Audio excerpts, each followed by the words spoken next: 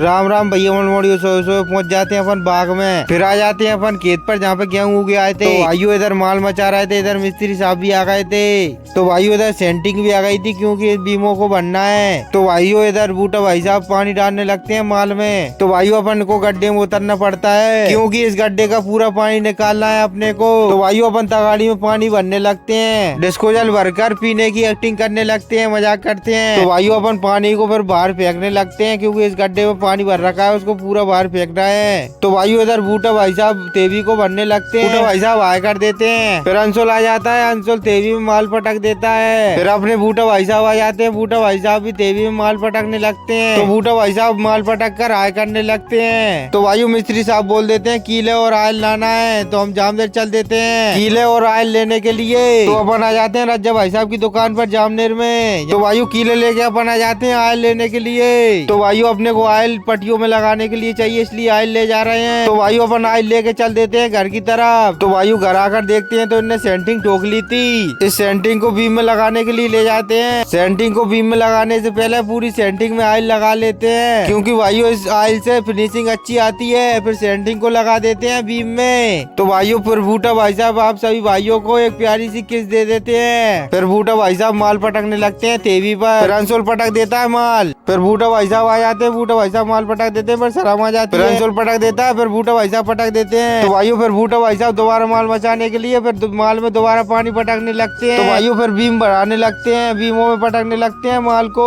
तो भाइयों अभी तेवी तो कुछ रह गई है, कुछ भरा गई है, फिर पहले बीम भरने लगते हैं। तो भाइयों फिर अंशुल आ जाता है माल पटकने के लिए। तो भाइयों ब्लॉक को करते हैं खत्म।